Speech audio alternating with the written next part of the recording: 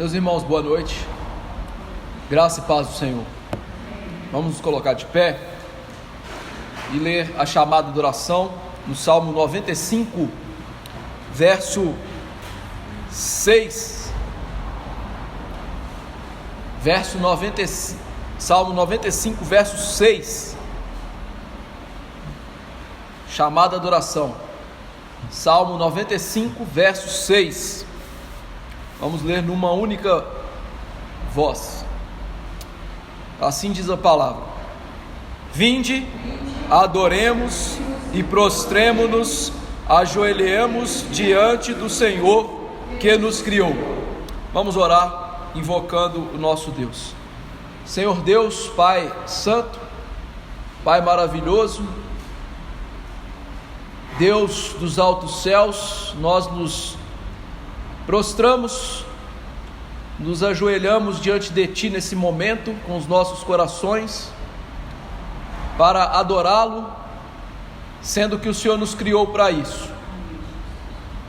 Esse dia especial, ó Deus, nós celebramos a ressurreição do Teu Filho amado Jesus Cristo, Ele que no terceiro dia deixou a sepultura, a morte não pôde retê-lo, e está vivo no reino da Tua glória, de onde há de voltar para julgar vivos e mortos. Nós adoramos esse Senhor e Cristo, e adoramos com alegria, porque a ressurreição de Cristo nos salva. Assim sendo, ó Deus, nessa noite, por meio do Teu Filho, nós queremos prestar culto ao Senhor, e queremos que o Senhor receba este culto na mediação dEle. Ainda que sejamos impróprios, ainda que sejamos pecadores, receba o culto. E Deus, dai-nos uma alegria indizível, cheia de glória nessa noite, exultando na morte e ressurreição do Teu Filho, ouvindo a palavra da salvação, mas também nos alimentando de Cristo por meio da ceia do Senhor. Ó Senhor, abençoe-nos nessa noite, e que ao sair desta igreja, após o culto, saiamos mais parecidos com o Senhor que nos salvou. É no nome dele que oramos, amém. Ainda de pé, vamos adorar ao Senhor pela ressurreição do nosso Senhor e Salvador Jesus Cristo. Abramos no Evangelho do Senhor segundo João, Evangelho do Senhor segundo João, capítulo 20. Nós vamos ler de maneira alternada do verso 1 ao 18, Evangelho do Senhor segundo João, capítulo 20, verso 1 ao verso 18. Nós vamos ler de maneira alternada estes versos. Evangelho de João, capítulo 20, 1 a 18, diz assim: No primeiro dia da semana, Maria Madalena foi ao sepulcro de madrugada, sendo ainda escuro, e viu que a pedra estava revolvida.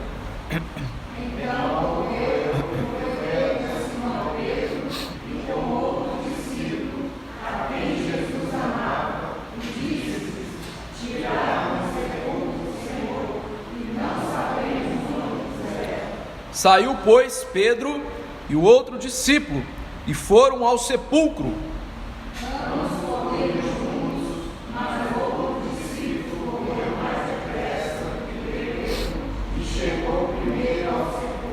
E abaixando-se, viu os lençóis de linho, todavia não entrou.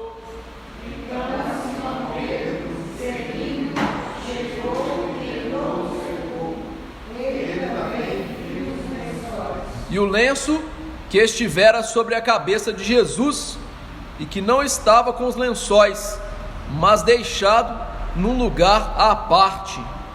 Então entrou também outro discípulo, que chegara primeiro ao sepulcro, e viu e veio. Pois ainda não tinham compreendido a Escritura, que era necessário ressuscitar ele dentre os mortos. Maria, entretanto, permanecia junto à entrada do túmulo, chorando. Enquanto chorava, abaixou-se e olhou para dentro do túmulo. E viu 2 anjos vestidos de branco, sentados um do corpo de Jesus sobre o rosto, um na cabeceira e outro aos pés. Então eles lhe perguntaram: mulher, por que choras? Ela lhes respondeu: porque levaram o meu Senhor e não sei onde o puseram.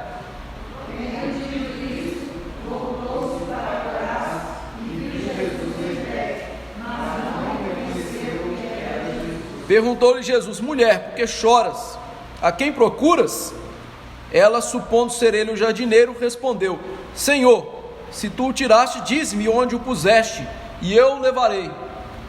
Disse-lhe Jesus: Maria.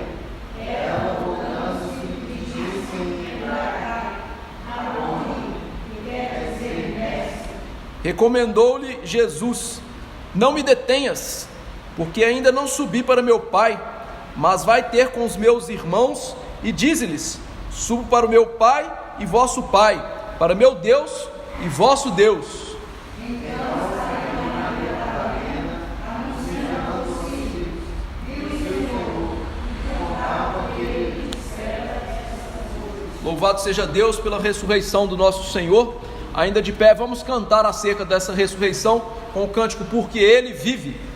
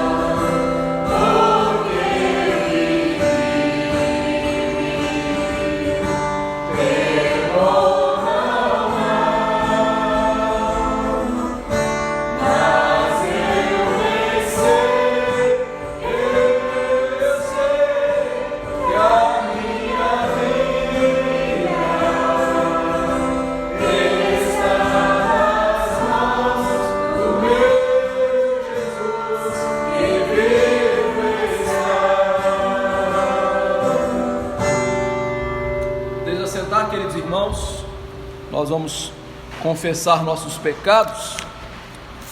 Eu os convido a abrir a palavra do Senhor no livro do profeta Isaías, capítulo 53. Eu lerei todo este capítulo e peço aos irmãos que acompanhem essa leitura. Isaías 53, livro do profeta Isaías 53.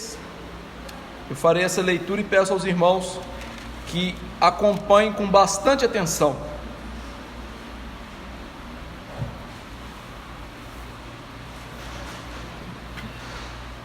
Isaías 53, assim diz: quem creu em nossa pregação, e a quem foi revelado o braço do Senhor? Porque foi subindo como um renovo perante ele, e como raiz de uma terra seca, não tinha aparência nem formosura. Olhámo-lo, mas nenhuma beleza havia que nos agradasse. Era desprezado e o mais rejeitado entre os homens, homem de dores e que sabe o que é padecer. E como um de quem os homens escondem o rosto, era desprezado e dele não fizemos caso. Certamente ele tomou sobre si as nossas enfermidades e as nossas dores levou sobre si, e nós o reputávamos por aflito, ferido de Deus e oprimido. Mas ele foi traspassado pelas nossas transgressões e moído pelas nossas iniquidades. O castigo que nos traz a paz estava sobre ele, e pelas suas pisaduras fomos sarados. Todos nós andávamos desgarrados como ovelhas, cada um se desviava pelo caminho, mas o Senhor fez cair sobre ele a iniquidade de nós todos. Ele foi oprimido e humilhado, mas não abriu a boca. Como cordeiro foi levado ao matadouro, e como ovelha muda perante os seus tosqueadores, ele não abriu a boca. O juiz opressor foi arrebatado, e de sua linhagem quem dela cogitou? Porquanto foi cortado da terra dos viventes, por causa da transgressão do meu povo, foi ele ferido. Designaram-lhe a sepultura com os perversos, mas com o rico esteve na sua morte, posto que nunca fez injustiça, nem dolo algum se achou em sua boca. Todavia ao Senhor agradou moê-lo, fazendo-o enfermar, quando der ele a sua alma como oferta pelo pecado. Verá a sua posteridade e prolongará os seus dias, e a vontade do Senhor prosperará nas suas mãos. Ele verá o fruto do penoso trabalho de sua alma e ficará satisfeito. Meu servo, o justo, com seu conhecimento justificará a muitos, porque as iniquidades deles levará sobre si. Por isso eu lhe darei muitos como sua parte, e com os poderosos repartirá ele despojo, porquanto derramou a sua alma na morte, foi contado com os transgressores, contudo levou sobre si o pecado de muitos, e pelos transgressores intercedeu. Louvado seja o Senhor por essa profecia que se cumpre na morte, no sepultamento e na ressurreição do nosso Senhor e Salvador Jesus Cristo. Ele morreu pelos pecados do seu povo. Tendo isto em vista, nós podemos agora nos prostrar ante a face maravilhosa do Senhor e pedir perdão pelos nossos pecados. Afinal, ele morreu para que fôssemos perdoados de cada transgressão nossa contra ele. Vamos orar silenciosamente, suplicar o perdão do nosso Senhor e Salvador. Depois eu peço ao nosso irmão Edmar que nos eleve a Deus uma oração de confissão. Oremos silenciosamente.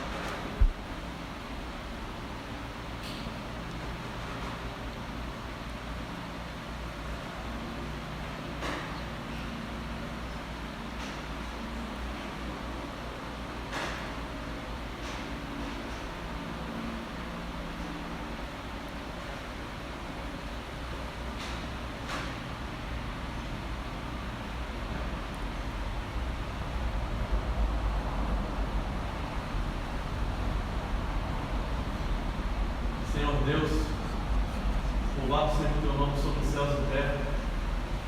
Nesse momento me achego diante da tua presença, com a oportunidade de confessar os nossos pecados, meditando a glória do teu Filho amado como noivo que resgatou a sua igreja, de modo que pagou o preço de cruz por esta, um alto preço.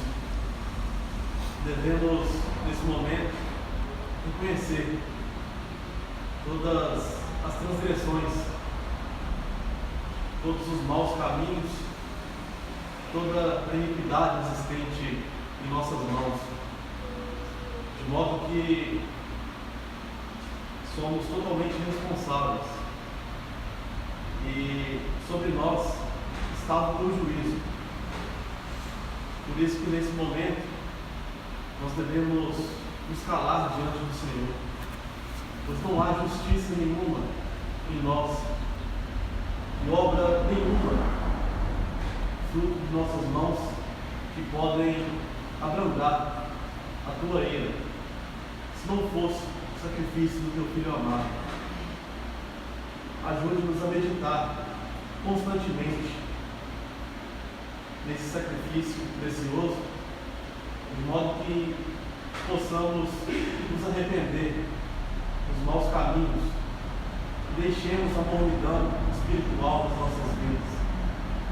Peço ao Senhor, em nome de Jesus, que perdoe a nossa falência espiritual, pois nos reputamos crentes, mas a nossa vida espiritual muitas vezes é negligenciada e andamos como os ímpios sobre a face da terra. Por isso eu imploro ao Senhor que perdoe-nos pelas nossas transgressões, constantemente venhamos a meditar nesse sacrifício de cruz, qual o preço foi pago. Nós não podemos fazer com que esse sacrifício seja rejeitado, seja tido como nada. Peço ao Senhor que, se necessário, use de tua vara de correção, para que voltemos ao caminho do qual devemos andar. Não podemos agir como os hipócritas, nem podemos andar por caminhos tortuosos. Por isso eu peço ao Senhor, em nome de Jesus, lava-nos da nossa iniquidade, para que venhamos a cultuar ao Senhor. Tenha misericórdia de nós, Senhor Deus. Ajude-nos a servir de maneira que seja agradável a Ti, e que não saiamos daqui da maneira que entramos, mas que sejamos humildes em abrir o nosso coração para ouvir o Teu Evangelho. É o que eu te peço, desde já lhe agradeço, orando no nome de Jesus. Amém. Amém. Louvemos a Deus, porque Jesus, segundo as Escrituras, ressuscitou. Abramos a palavra em Atos capítulo 2, verso 22 a 41, nós vamos ler de maneira alternada esses versos. Atos 2, 22 a 41.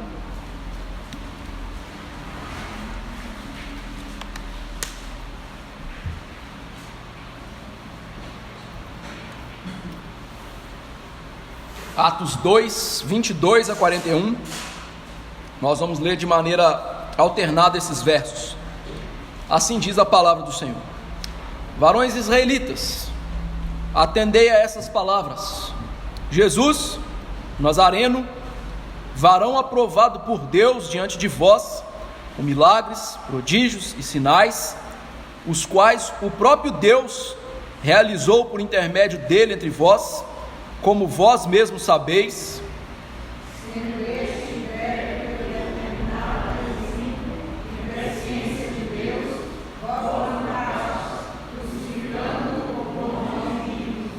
Ao qual, porém, Deus ressuscitou, rompendo os grilhões da morte, porquanto não era possível fosse ele retido por ela.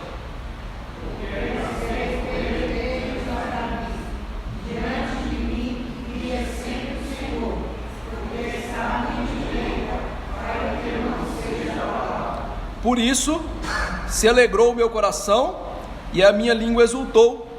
Além disto, também a minha própria carne repousará em esperança.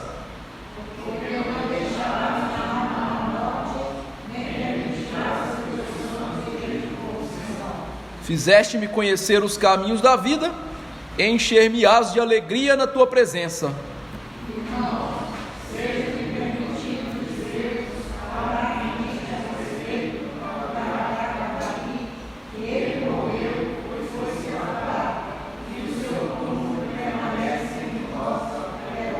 Sendo, pois, profeta, e sabendo que Deus lhe havia jurado que um dos seus descendentes se assentaria no seu trono,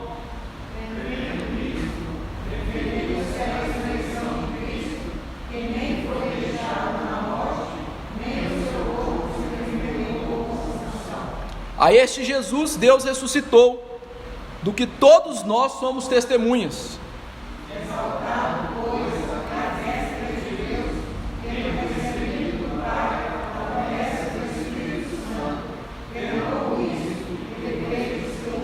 Porque Davi não subiu aos céus, mas ele mesmo declara: disse o Senhor ao meu Senhor, assenta-te à minha direita,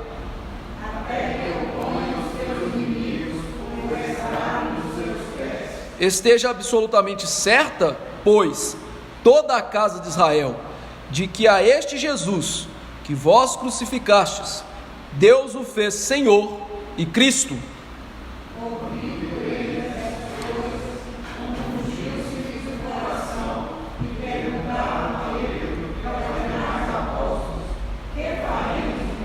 Respondeu-lhes Pedro: arrependei-vos, e cada um de vós seja batizado em nome de Jesus Cristo, para a remissão dos vossos pecados, e recebereis o dom do Espírito Santo.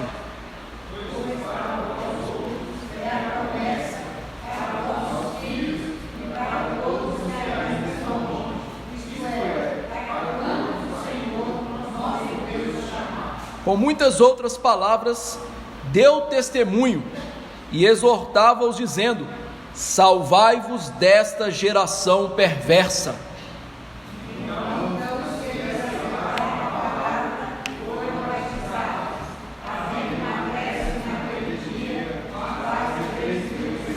Louvado seja o Senhor. Pedro demonstra que a ressurreição de Cristo cumpre o Salmo 16, profecia escrita pelo rei Davi. Deus o ressuscitou, o fez Senhor e Cristo, e dada esta verdade devemos nos arrepender dos nossos pecados e servi-lo com um coração compungido. Louvado seja Deus por isso. Vamos nos colocar de pé, e aqueles que vieram preparados poderão lançar dízimos e ofertas no gasofilácio. Vamos cantar o cântico Em Cristo Só.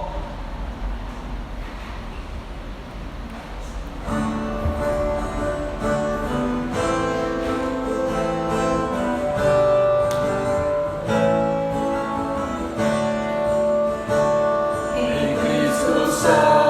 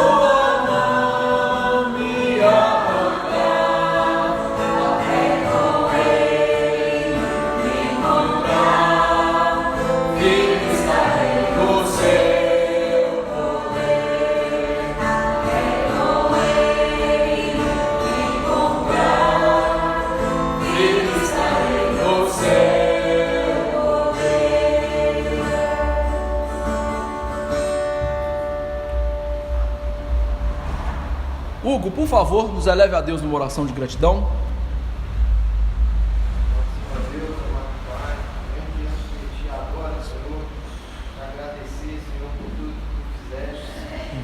Nós mesmos não merecemos, Senhor. Te agradeço, Senhor, pela entrega do teu filho, Senhor, para morrer na cruz, Senhor, e sofrer o castigo que era designado a nós, Senhor. Obrigado pela sua morte, obrigado pela sua ressurreição, e obrigado pela justificação dos nossos pecados, Senhor. Amém, Senhor. Em nome de Jesus que eu te oro e te agradeço por tudo que o Senhor tem feito por nós. Amém. Amém. Deus assentar, queridos irmãos, vamos ouvir a pregação da palavra. Os convido a abrir as Escrituras na primeira carta de Paulo aos Coríntios, capítulo 15.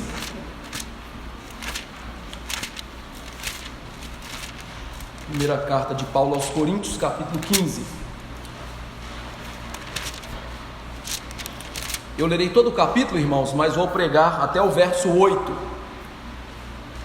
Vou ler todo o capítulo para que os irmãos entendam melhor por que Paulo escreve esse capítulo. 1 Coríntios 15. Eu lerei todo o capítulo, mas vou pregar até o verso 8. 1 Coríntios 15. Diz assim a palavra do Senhor: Irmãos, venho lembrar-vos o evangelho que vos anunciei, o qual recebestes e no qual ainda perseverais. Por ele também sois salvos, se retiverdes a palavra tal como vô-la preguei, a menos que tenhais crido em vão. Antes de tudo, vos entreguei o que também recebi, que Cristo morreu pelos nossos pecados segundo as Escrituras, e que foi sepultado e ressuscitou ao terceiro dia, segundo as Escrituras, e apareceu a Cefas e depois aos 12. Depois foi visto por mais de 500 irmãos de uma só vez, dos quais a maioria sobrevive até agora, porém alguns já dormem. Depois foi visto por Tiago, mais tarde por todos os apóstolos, e afinal, depois de todos foi visto também por mim, como por um nascido fora de tempo, porque eu sou o menor dos apóstolos, que mesmo não sou digno de ser chamado apóstolo, pois persegui a igreja de Deus. Mas pela graça de Deus sou o que sou, e a sua graça que me foi concedida não se tornou vã. Antes trabalhei muito mais do que todos eles, todavia não eu, mas a graça de Deus comigo. Portanto, seja eu ou sejam eles, assim pregamos e assim crestes. Ora, se é corrente pregar-se que Cristo ressuscitou dentre os mortos, como pois afirmam alguns dentre vós que não há ressurreição de mortos? E se não há ressurreição de mortos, então Cristo não ressuscitou, e se Cristo não ressuscitou, é vã a nossa pregação e vã a vossa fé, e somos tidos por falsas testemunhas de Deus, porque temos asseverado contra Deus que ele ressuscitou a Cristo, ao qual ele não ressuscitou, se é certo que os mortos não ressuscitam, porque se os mortos não ressuscitam, também Cristo não ressuscitou, e se Cristo não ressuscitou, é vã a vossa fé, e ainda permaneceis nos vossos pecados. E ainda mais, os que dormiram em Cristo pereceram. Se a nossa esperança em Cristo se limita apenas a esta vida, somos os mais infelizes de todos os homens. Mas, de fato, Cristo ressuscitou dentre os mortos, sendo ele as primícias dos que dormem, visto que a morte veio por um homem, também por um homem veio a ressurreição dos mortos, porque assim como em Adão todos morrem, assim também todos serão vivificados em Cristo, cada um, porém, por sua própria ordem. Cristo as primícias, depois os que são de Cristo na sua vinda, e então virá o fim, quando ele entregar o reino ao Deus e Pai, quando houver destruído todo o principado, bem como toda a potestade e poder, porque convém que ele reine até que haja posto todos os inimigos debaixo dos pés. O último inimigo a ser destruído é a morte, porque todas as coisas sujeitou debaixo dos pés, e quando diz todas as coisas lhe estão sujeitas, certamente exclui aquele que tudo lhe subordinou. Quando, porém, todas as coisas lhe estiverem sujeitas, então o próprio Filho também se sujeitará àquele que todas as coisas lhe sujeitou, para que Deus seja tudo em todos. De outra maneira, que farão os que se batizam por causa de mortos? Se absolutamente os mortos não ressuscitam, Por que se batizam por causa deles? E por que também nós expomos a perigos a toda hora? Dia após dia morro. Eu protesto, irmãos, pela glória que tem entre vós outros em Cristo Jesus nosso Senhor. Se como homem lutei em Éfeso com feras, que me aproveita isso? Se os mortos não ressuscitam, comamos e bebamos, porque amanhã morreremos. Não vos enganeis, as más conversações corrompem os bons costumes. Tornai-vos à sobriedade, como é justo, e não pequeis, porque alguns ainda não têm conhecimento de Deus, e isto digo para a vergonha vossa. Mas alguém dirá: como ressuscitam os mortos? E em que corpo vem? Insensato, o que semeias não nasce se primeiro não morrer, e quando semeias, não semeias o corpo que há de ser, mas o simples grão como de trigo ou de qualquer outra semente. Mas Deus lhe dá corpo como lhe aprouver dar, e a cada um das sementes o seu corpo apropriado. Nem toda a carne é a mesma, porém uma é a carne dos homens, outra dos animais, outra das aves e outra dos peixes. Também há corpos celestiais e corpos terrestres, e sem dúvida uma é a glória dos celestiais e outra dos terrestres. Uma é a glória do sol, outra a glória da lua e outra das estrelas, porque até entre estrela e estrela há diferenças de esplendor. Pois assim também é a ressurreição dos mortos. Semeia-se o corpo na corrupção, ressuscita na incorrupção.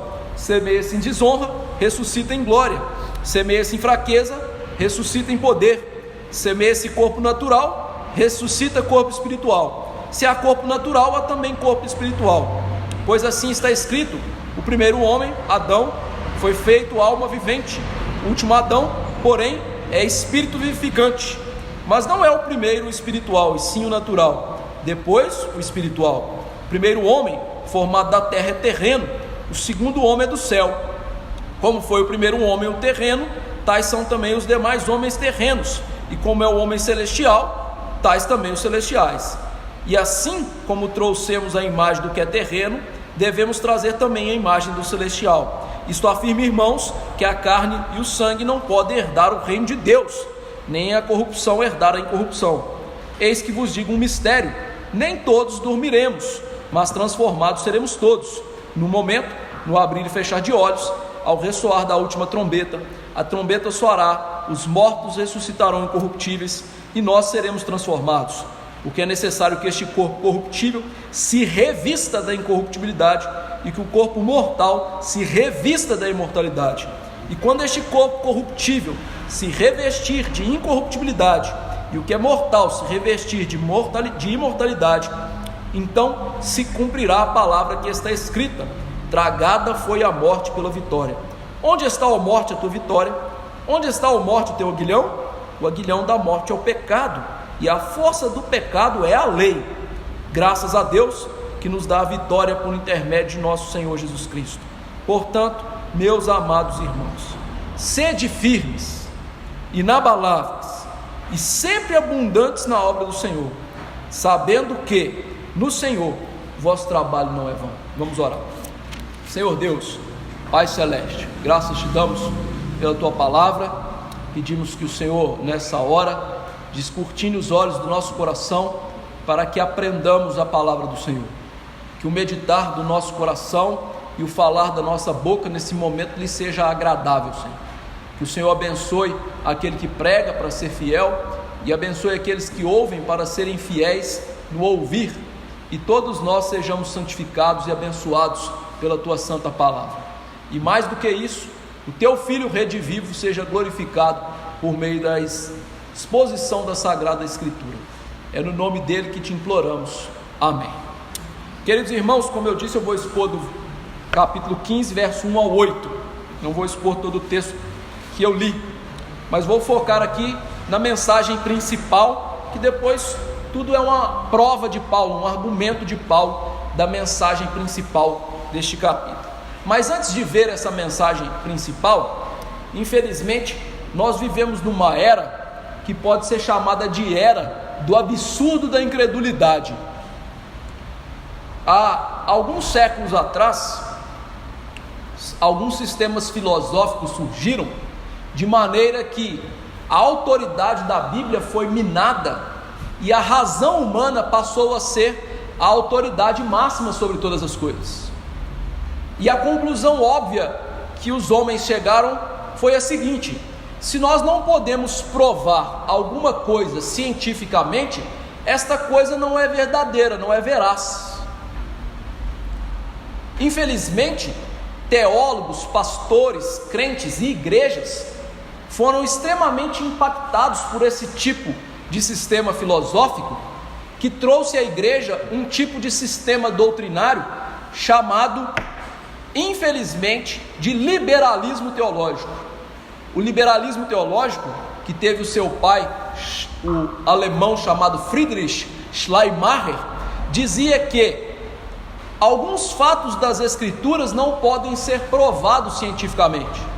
Portanto, estes fatos não são reais, não são fatos reais, são maneiras que os apóstolos e escritores bíblicos falaram por meio de metáforas para que transmitissem a mensagem. Portanto, a Virgem não concebeu, Jesus não era Deus homem, ele não ressuscitou. No entanto, irmãos, isso traz um grande problema, que é a incredulidade. E como eu disse, nós estamos na era do absurdo da incredulidade, porque aquilo que é veraz, que está registrado na Bíblia, que é a palavra de Deus, os homens não creem. Mas aquilo que a ciência afirma ser verdade e que não tem como provar, os homens creem. Por exemplo, você não pode provar a teoria da evolução. Nós sabemos que a teoria da evolução existem grandes lacunas que a impossibilitam dela ser uma doutrina filosófica válida. Aqueles que entendem de filosofia vão falar para estes teólogos, e não só teólogos, mas estudiosos da teoria da evolução, dizendo: vocês cometem muitas gafes lógicas com saltos indutivos que não provam esse sistema, mas se crê nesse sistema. Enquanto isso, a Bíblia, que é veraz, que tem provas, que tem testemunhas, não se crê nela. Então vivemos na era do absurdo da incredulidade. No entanto, isso não é novo. Paulo está aqui deparando-se com o absurdo da incredulidade. Ele se depara com uma igreja que, por causa da filosofia grega, que dizia que a matéria é má e, portanto, não pode haver ressurreição porque a matéria é inerentemente má, logo Cristo não ressuscitou. O que isso é? Incredulidade. Uma incredulidade absurda, baseada não na Bíblia, mas num sistema filosófico falido dos homens, dos gregos. Então Paulo aqui vai consertar esta terrível hecatombe teológica, porque eles estavam dizendo: não há ressurreição dos mortos. E aí Paulo vai provar que há ressurreição dos mortos e que o nosso Senhor Jesus Cristo ressuscitou. E ele vai nos ensinar nesses 8 versos que o evangelho verdadeiro que traz a salvação é a narrativa de fatos reais, a morte e a ressurreição de Jesus, que cumprem as Escrituras. Ou seja, o evangelho que salva é baseado em fatos reais, em algo que aconteceu. Ele é a narrativa desses fatos. Quais fatos? Morte e ressurreição de Jesus, que cumprem as Escrituras sagradas.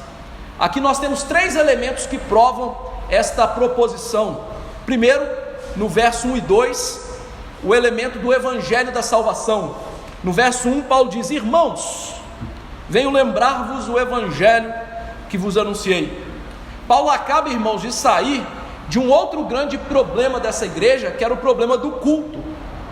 A igreja de Corinto era muito parecida com as igrejas modernas. O culto era uma verdadeira bagunça. E Paulo acabou de dar uma sova naquela igreja, chamar aquela igreja só de nome bonito. Por quê? Porque eles estavam fazendo uma bagunça no culto. E ele acaba de dar um sabão naquela igreja, falando de problemas terríveis em relação ao culto, e agora ele vai entrar num problema ainda mais grave. Mas veja que Paulo começa essa sessão tratando problemas mais graves, chamando esse povo cheio de pecados, cheio de problemas, de irmãos. irmãos. Isso mostra o cuidado pastoral desse homem. Ele está sendo duro durante toda a carta. Ele diz no capítulo 5 que os coríntios estavam piores do que os ímpios, porque havia uma pessoa lá que estava adulterando com a sua madrasta e eles não faziam nada. Paulo, durante a carta, ele está xingando essa igreja de verdade, falando duramente com essa igreja, repreendendo duramente, mas ele ainda os chama de irmãos. E com isso aqui nós vemos o trato pastoral deste homem, demonstrando amor por aquela igreja, mostrando que verdadeiros pastores, verdadeiros pais do rebanho, eles são duros, incisivos, repreendem seus filhos, porque eles entendem a máxima de Provérbios, que enganosos são os beijos das bajulações, das enganações. Paulo e os apóstolos, eles entendiam que a verdadeira paternidade para a igreja e verdadeira amizade que eles tinham para a igreja trazia consigo um peso deles fazerem feridas leais. Como diz Provérbios, leal é a ferida do que ama, mostrando que eles realmente amavam as igrejas com repreensões duras, afinal, eram seus filhos espirituais. Enfrentar o problema com dureza não é falta de amor, é amor. Nós temos um caso nas escrituras muito grave, que por exemplo é o caso de Eli, que via os seus filhos roubando as ofertas de Deus, deitando-se com as mulheres na porta do templo, e Eli não os repreendia e tampouco os removia do cargo de sacerdotes. Ou seja, total falta de amor, tanto por Deus quanto por aqueles que faziam tais atos absurdos. E aqui nós vemos o trato pastoral deste homem, Paulo, que é um pecador, sim, mas que vai tratar um erro mortal da teologia deles, os chamando de irmãos. E o motivo dele escrever esse capítulo é um motivo tenebroso. Eles não acreditavam na ressurreição corporal de Jesus. E queridos irmãos, talvez você pense que isso é de só menos importância, mas isso é fatal à verdadeira religião, à verdadeira fé, porque a ressurreição de Cristo é parte fundamental do Evangelho. A boa mensagem não termina na morte de Jesus na cruz. A verdadeira mensagem vai além da cruz. Geralmente os pregadores pregam um evangelho desequilibrado, que sempre acaba na cruz, mas a cruz nunca foi o final da história. A história passa também pela ressurreição e pela volta do nosso Senhor Jesus Cristo. O evangelho verdadeiro, ele vai além da cruz, ele vai até a ascensão de Cristo, ele vai até a volta de Cristo, e isso deve ser lembrado nas igrejas. Por isso ele diz: irmãos, eu venho lembrar-vos deste evangelho. É interessante que a palavra no grego é: vou dar conhecimento a vocês. E aqui, de maneira muito sutil, Paulo está repreendendo aqueles irmãos, como se dissesse assim: vocês já esqueceram do evangelho? Vocês já perderam o conhecimento real do evangelho? Mostrando, irmãos, como nós somos rápidos, hábeis em esquecer o que é fundamental, o evangelho. E esse problema não é um problema só dos irmãos em Corinto, é um problema das igrejas e dos crentes pecadores, de nós seres humanos caídos, mesmo que regenerados. Paulo teve que escrever uma carta inteira, porque havia uma igreja de uma região inteira que estava esquecendo o evangelho. Os Gálatas, Paulo escreve aos Gálatas, capítulo 1, versos 6 e 7, a seguinte questão: admira-me que estáis passando tão depressa daquele que vos chamou na graça de Cristo para outro evangelho, o qual não é outro, senão que alguns que vos perturbam e querem perverter o evangelho de Cristo. Paulo acabou de chamar eles: ó Gálatas insensatos, vocês já esqueceram do evangelho. A tendência nossa, irmãos, é esquecer realmente o evangelho, é criar para nós um evangelho manco, que não é evangelho, um evangelho que vai tentar amortizar o nosso coração. Por isso, um dos principais papéis do pastor, dos presbíteros, dos líderes da igreja, é lembrar-nos sempre o Evangelho, é pregar o Evangelho em cada estudo, cada sermão, cada vez que eles subirem ao púlpito e tomarem a função de ensino, é falar do Evangelho.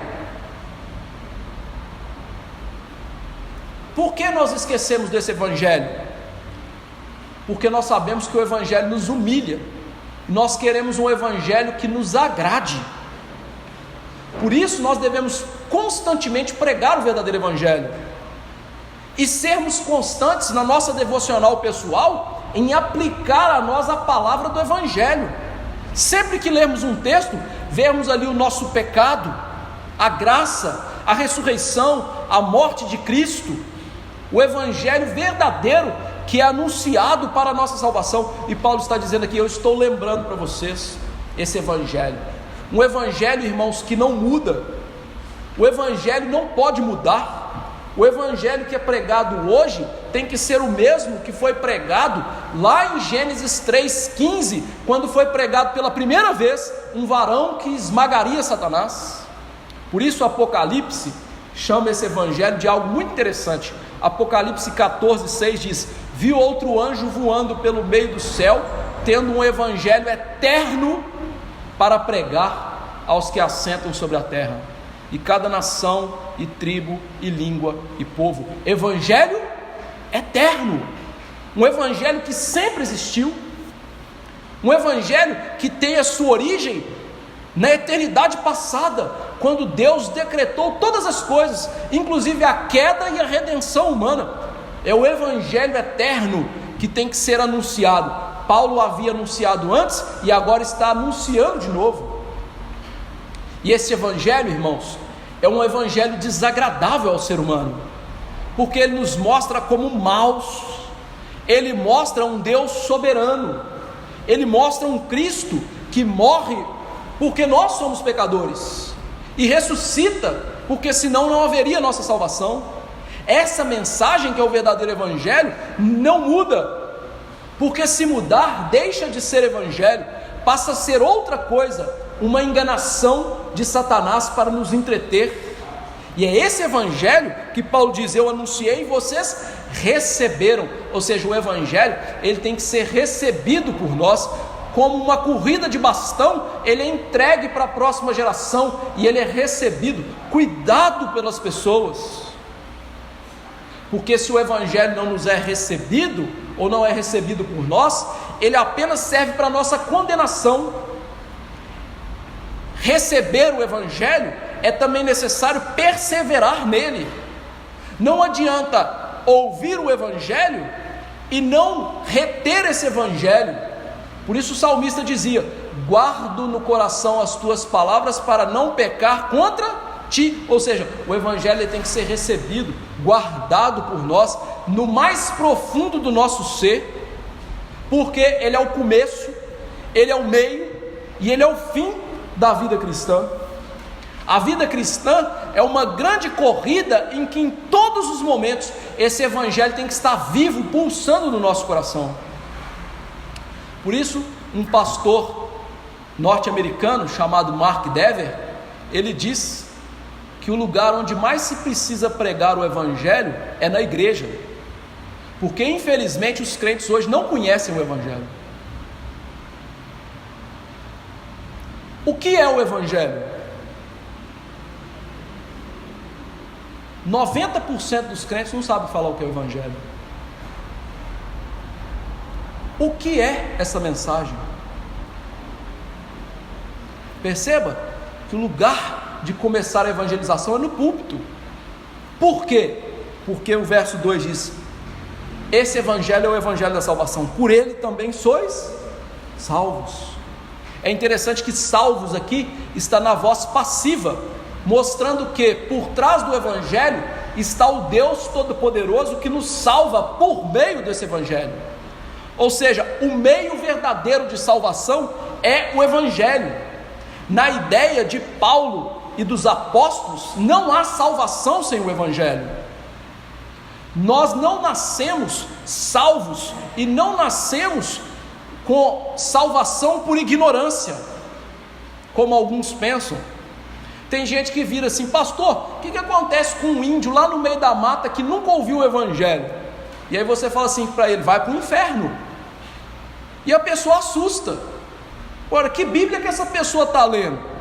A salvação é por meio do evangelho. Salvação é por meio do evangelho. Paulo chama o poder de Deus para salvar. Então como é que uma pessoa que não ouve o evangelho é salva? Não salva. É o evangelho da salvação. Sabe por quê? Porque esse evangelho da salvação mostra que nós nascemos completamente corruptos, mostra que nós nascemos sem qualquer espiritualidade boa, mostra que seres humanos nascem mortos, longe de Deus, serventuários de Satanás, inimigos do Senhor. Paulo escreveu isso em diversos trechos, mas eu vou ler para vocês Efésios 2, 1 a 3. Ele diz: estando vós mortos nos vossos delitos e pecados, nos quais andastes outrora, segundo o curso deste mundo, segundo o príncipe da potestade do ar, do espírito que agora atua nos filhos da desobediência. Olha, Satanás, ele está falando de Satanás, entre os quais também todos nós andamos outrora, segundo as inclinações da carne, fazendo a vontade da carne e dos pensamentos, e éramos por natureza filhos da ira, como também os demais. Paulo descreve o ser humano como um ser humano morto, como um ser humano que é filho de Satanás, como um ser humano que está debaixo da ira eterna de Deus. O verdadeiro evangelho mostra isso. Quem somos nós? E depois de mostrar nossa identidade, que não é uma identidade boazinha, ele mostra que nós não podemos fazer nada para a nossa salvação. Nenhuma boa obra pode nos salvar. E na verdade, tudo o que fazemos longe de Cristo é pecado. Romanos 14, 6 diz Paulo: tudo que não provém de fé é pecado. Ou seja, toda obra feita por um ser humano que não crê em Jesus é pecado. Mesmo que ele dê todas as coisas para os pobres, isso é pecado. Não há obra nossa que seja aceitável diante de Deus. Elas são imundas, porque procedem de corações imundos e cheios de pecado.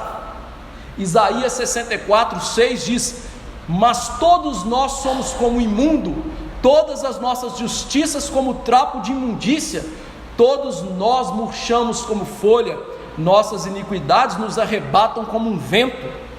Isaías está falando o seguinte: irmãozinho, você já viu uma mulher nos dias do seu fluxo?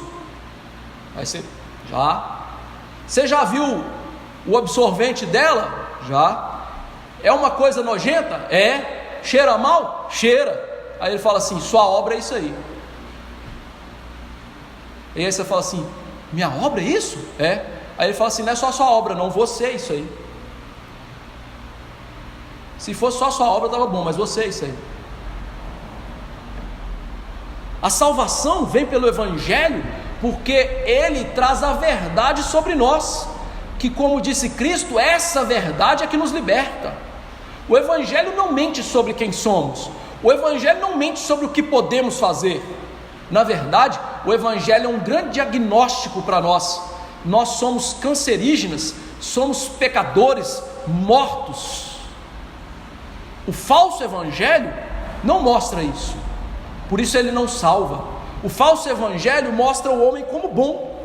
O falso Evangelho mostra que há salvação no poder do homem, na escolha do homem, que em qualquer momento o homem pode ajudar Deus, crendo em Deus, e que Deus só precisa de dar um empurrãozinho no homem que já é bom para ele ser salvo. Irmãos, não mesmo. O Evangelho nos condena. O Evangelho mostra o lamaçal do pecado. O Evangelho, em primeiro lugar, ele tem que nos levar ao desespero. Se o Evangelho não te desespera, e ele nunca te desesperou, você nunca creu de verdade, porque o Evangelho tira qualquer possibilidade de salvação. Em primeiro lugar, o Evangelho nos faz voltar lá no Éden, no pó e na terra. Mas esse Evangelho que faz isso, ele traz consigo o poder de Deus para uma nova criação. O Evangelho também é o poder de Deus que nos faz viver de novo espiritualmente. Ele dá uma vida que nós não tínhamos. Ele traz consigo o poder de uma nova natureza que vai nos levar a crer, receber essa mensagem e confiar nessa mensagem. Por isso, o Evangelho, ele humilha, mas ele é o poder para tirar da morte, dando vida espiritual. Pedro escreveu sobre isso: vocês foram regenerados, não de semente corruptível, mas de incorruptível, mediante a palavra de Deus, a qual vive e é permanente. 1 Pedro 1,23. Tiago disse: pois segundo o seu querer, Deus, Ele nos gerou pela palavra da verdade, para que fôssemos como primícias das suas criaturas. Ambos os textos mostram esta verdade inexorável. Somos salvos pelo Evangelho, quando Ele nos humilha e Ele então nos dá um novo coração, e cremos nesse Evangelho pregado. Deus salva pelo Evangelho. Não há salvação sem o Evangelho. E Deus usa isso que os ímpios acham que é loucura para a nossa salvação. Mas esse Evangelho, ele tem que ser retido para que a nossa fé não seja falsa. Diz Paulo aí que esse Evangelho tem que ser retido. Quando o Evangelho ele é abandonado na nossa vida, mostramos uma fé falsa. O que Paulo está dizendo aqui, irmãos, não é que crente perde a salvação, porque jamais uma pessoa que é crente pode perder a salvação. Jonas 2,9 diz: ao Senhor pertence a salvação. A salvação nunca é nossa, ela não pertence a você, ela pertence a Deus, segundo as Escrituras. Por isso você não pode perder aquilo que não é seu. E Deus não pode falhar, Deus não perde nenhum dos seus. Jesus mostrou que todos aqueles que o Pai lhe deu, Ele não perde, eles não são arrebatados da sua mão. Mas o que Paulo está fazendo aqui é acendendo a luz do alerta para aqueles irmãos em Corinto e para todos os crentes que leem esta carta. Ele está como se estivesse gritando: cuidado, há uma falsa fé, uma fé que parece verdadeira, mas que não salva ninguém. Jesus falou dessa falsa fé na parábola da boa semente, e em que ele nos mostrou que havia 3 solos que recebiam a palavra de Deus com alegria, produziam pequenos frutos, mas que depois se mostravam falsos solos, porque aquelas pessoas nunca produziam frutos a 30, 60 e a 100 por 1, ou seja, aumentavam os frutos na vida, mostrando que há um tipo de fé nas Escrituras, entre aspas, fé aqui, que é uma falsa fé. Na verdade, a teologia reconhece que há 3 tipos de fé que não são verdadeiras. Tudo na Escritura. A fé apenas intelectual, que Tiago diz: crês tu que Deus é um só? Fazes bem, até os demônios creem e tremem. Ele está mostrando que há um tipo de fé que é apenas conhecimento de fatos. Eu sei que Jesus morreu e eu sei que Jesus ressuscitou. E daí, cara pálida, isso não mudou a sua vida? E a pessoa fala assim: eu creio. Crê nada, mentira. Você conhece os fatos do Evangelho, mas você não confia nisso. Você está sempre querendo dar uma ajudazinha para Deus, para Ele te salvar, ou não vive a palavra. A segunda tipo de fé é esta da parábola, é a fé temporária. É uma pessoa que chega na igreja, recebe a palavra, começa a ter pequenas mudançazinhas na vida dela, mas aquilo vai se esvaindo. Ela passa anos e anos na igreja e aquilo ficou ali, nunca brotou para a eternidade, nunca produziu frutos verdadeiros, morreu ali. E a terceira, que é a que estamos vendo aos borbotões nos nossos dias, é a fé de sinais. Jesus disse para os circunstantes certa vez: vocês estão atrás de mim porque vocês viram sinais e estão comendo pão. Ou seja, são as pessoas que vão de igreja em igreja buscando bênção de Deus. Meu amigo, se você está indo de igreja em igreja buscando bênção de Deus, eu vou te dizer que você vai achar o inferno cheio das maldições dele. Porque isso não é fé verdadeira. A fé verdadeira é a fé que retém o Evangelho, que persevera no Evangelho, que faz com que perdamos a nossa vida para ganhar a eternidade. Essas pessoas que têm falsa fé, elas jamais se humilham pelos seus pecados, elas não sentem suas mazelas, elas não choram pela indignidade delas, elas não ligam para a falta de santidade, elas oram puramente mecanicamente. Deus me dá saúde, faz meu filho passar no vestibular, me dá um emprego novo, me dá uma casa assim, me dá aquilo, mas elas jamais vão diante de Deus e falam assim: Senhor, quão desgraçado eu sou, por que o Senhor me salvou? Eu mereci o inferno. São pessoas que deixam a cruz e a mensagem da cruz com uma confissão falsa. O Evangelho não as transforma, não as muda. Entra dia, sai dia, entra ano e sai ano. Elas são as mesmas. E aqui Paulo está acendendo essa luz de alerta. O Evangelho tem que ser retido por nós. Ele tem que transformar a nossa vida. Qual o Evangelho? Quais são os fatos desse Evangelho? Verso 4 e 5 diz os fatos do Evangelho: morte e ressurreição de Cristo. Paulo vai mostrar no verso 3 ao 5 quais são os fatos desse verdadeiro Evangelho. Qual é essa mensagem? Ele começa essa sessão dizendo: antes de tudo vos entreguei o que também recebi. Paulo vai mostrar os eventos reais do Evangelho, mas antes de falar quais eventos são eles, ele diz: antes de tudo. Essa espécie de introdução aqui, antes de tudo, é uma expressão grega que mostra que o Evangelho tem que ser colocado em primeiro lugar nas nossas vidas. Antes de tudo, a ideia dele é: qual é a coisa mais importante? O Evangelho. Ele tem que ser colocado antes de todas as coisas na nossa vida. Ele é a prioridade na vida de um crente das igrejas. Não há nada mais importante do que o Evangelho. Por quê? Porque sem ele não há salvação. Então o Evangelho é o bem mais precioso que nós temos. Por isso Jesus comparou o tesouro do reino do Evangelho como alguém que acha uma pérola, vende tudo que tem, compra um campo para ele ter a pérola. Olha, tão precioso que é o Evangelho. Ou seja, nós estamos dispostos a nos desfazer de tudo que somos, de tudo que temos, por causa dessa pérola que é o Evangelho. É a coisa mais importante por nós. E essa coisa mais importante, Paulo diz aí: eu recebi o que vos entreguei. Esse tipo de expressão foi usado em 1 Coríntios 11, 23, nessa mesma carta, a respeito da Santa Ceia.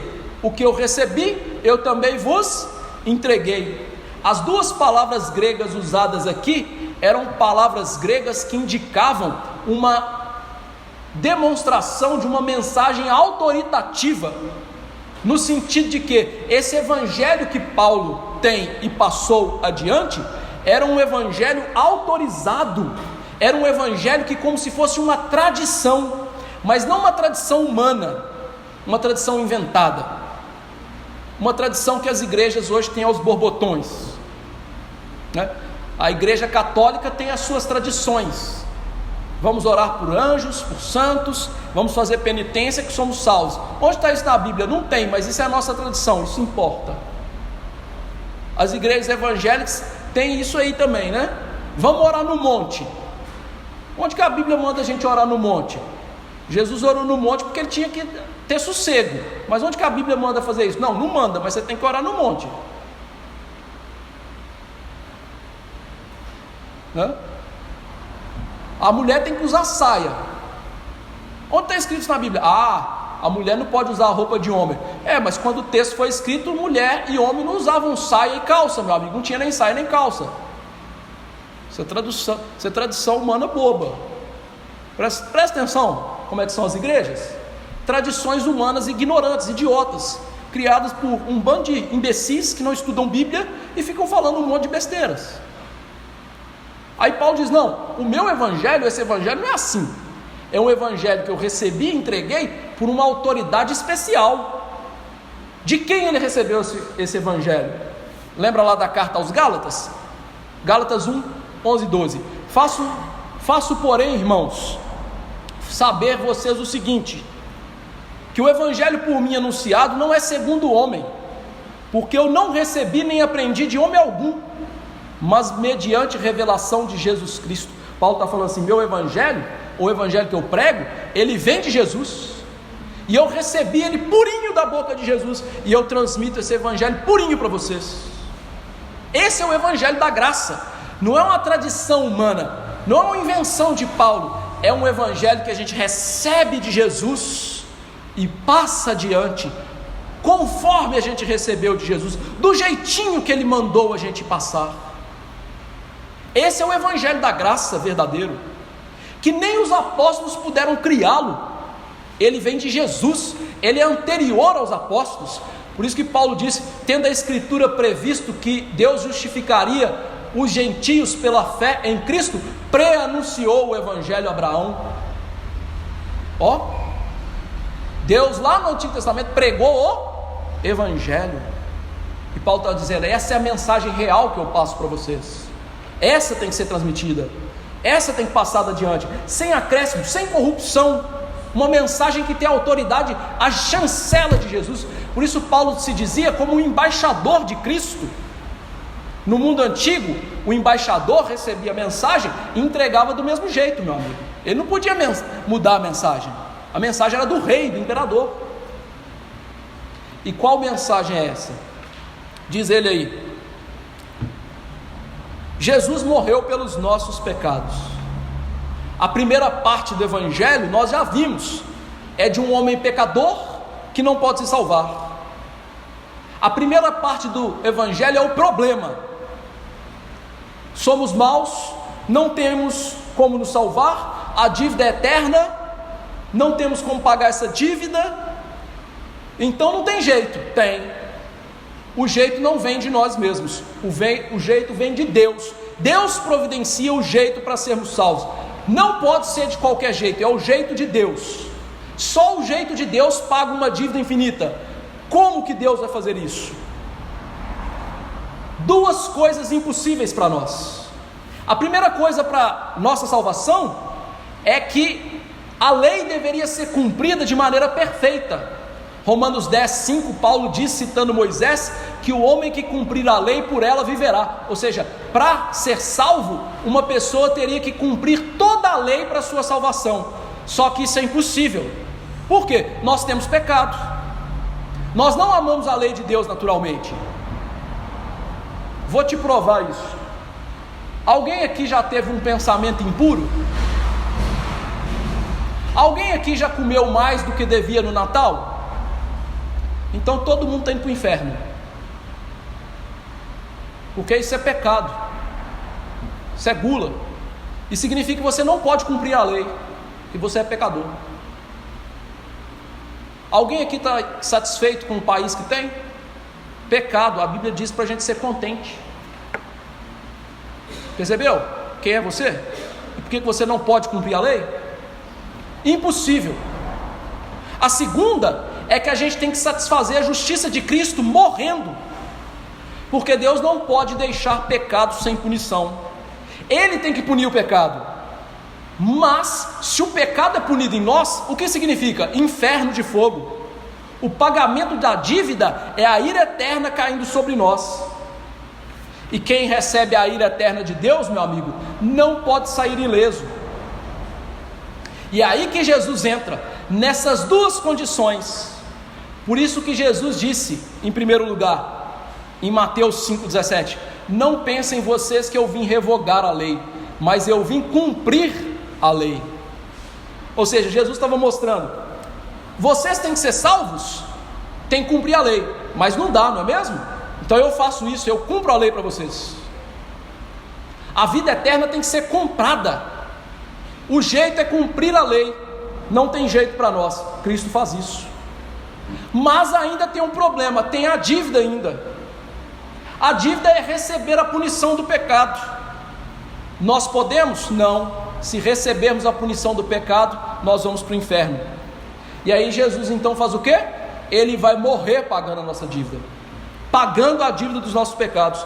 E Jesus é o único que consegue fazer isso e vencer a ira eterna de Deus. Por quê? Porque Ele é Deus, homem. Ele não é só homem, e Ele não é só Deus, Ele é Deus, homem. Então Ele recebe o inferno por nós naquela cruz do Calvário. Ele morre pelos nossos pecados, segundo a Bíblia. Nós lemos aqui hoje Isaías 53, não é? Isaías diz: certamente Ele tomou sobre si as nossas dores, as enfermidades Ele tomou. Ele foi traspassado pelas nossas transgressões, moído pelas nossas iniquidades. O castigo que traspassa estava sobre quem? Sobre Ele. Pelas suas pisaduras a gente recebeu o quê? Cura. Deus fez o que com Ele? Moeu. E Ele deu a sua alma pela oferta pelo pecado. Ou seja, Paulo está dizendo, Jesus morre segundo as Escrituras. O que ele está dizendo é, a Bíblia no Antigo Testamento, toda ela apontava para a morte de Jesus, que morreria pelos nossos pecados. Agora que interessante, ele diz pelos nossos pecados. Ele está escrevendo essa carta para os crentes em Corinto. Então Jesus está morrendo pelo pecado dos crentes, dos eleitos, dos seus escolhidos, daqueles que Ele amou antes da fundação do mundo. Toda a Escritura, irmãos, mostra a verdade que Jesus não morre por todas as pessoas desse mundo. Ele morre para salvar os seus. Pense de maneira lógica, rapidinho. Põe a sua cabecinha para funcionar. Eu sei que hoje está difícil, né? A gente fazer isso no mundo que a gente vive. Mas põe a sua cabecinha para funcionar rapidinho. Se Jesus morreu por todas as pessoas desse mundo, e milhões de pessoas vão para o inferno, a morte de Cristo é suficiente para salvar? Não.